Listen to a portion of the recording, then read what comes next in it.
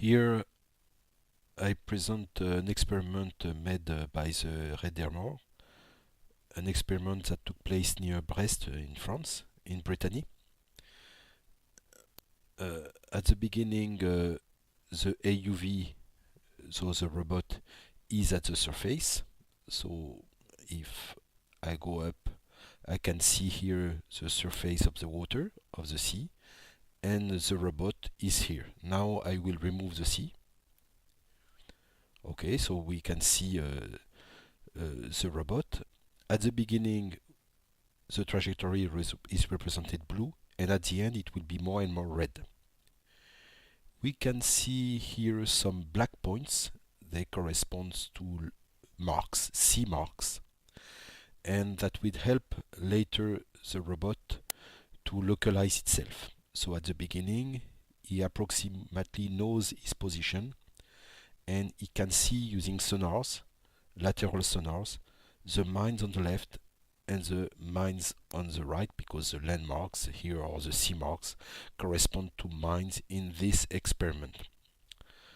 So I will go further in the mission, so I can increase the speed, of the simulation. So we can see at the beginning it is moving in all directions, and I will go further in the simulation, so I don't know where I will go. I will go, so the experiments last for something like 2 hours.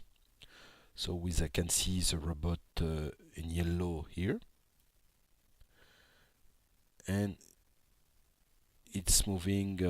I can change the speed forward or backward. So you can see here the robot can go backward or forward.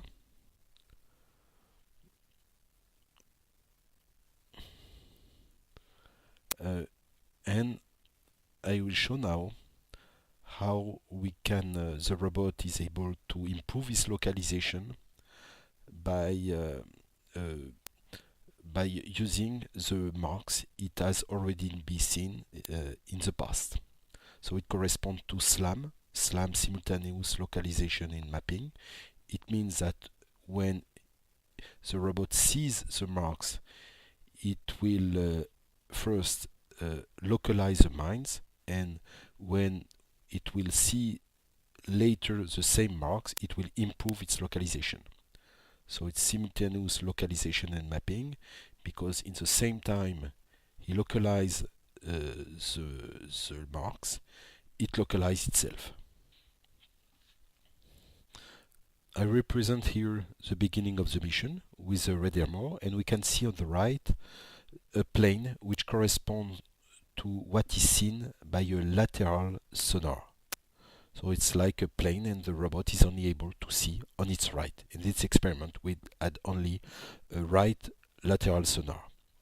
With this, it will be able to detect mines and use this to improve its localization for SLAM.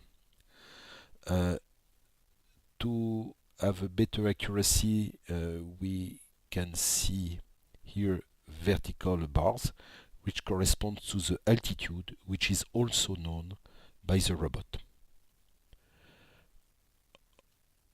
To have a better view, I will increase the altitude of the camera, and to see the trajectory, I will increase the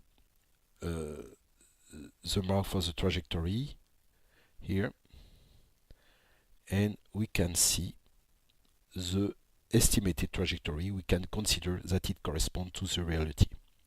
So we have here the landmarks, which corresponds here to mines, and the trajectory from blue to red. So at the beginning the robot is here, and at the end it is here. So if at the beginning of the mission, the robot knows its trajectory, its position, and using a dead reckoning method, interval dead reckoning method, it will have an idea of its position. So at the beginning it knows its position, but more and more it will be lost. So if I draw the trajectory envelope, at the beginning it knows its position with a good accuracy, and more it becomes lost. Okay. Uh, it is also able to have an idea of the position of the marks. So to do this, I will up like this. We can see some box which contains the actual trajectory. The robot knows that the mines or the marks are inside these boxes. So I draw once more the envelope, and using the fact that he revisits the marks it has already been seen, it will be able to contract forward and backward the trajectory using the marks. So more and more it will converge to a trajectory which is more and more thin up to the fixed point, and the position for the marks will become more accurate. The accuracy corresponds to something like less than 10 meters.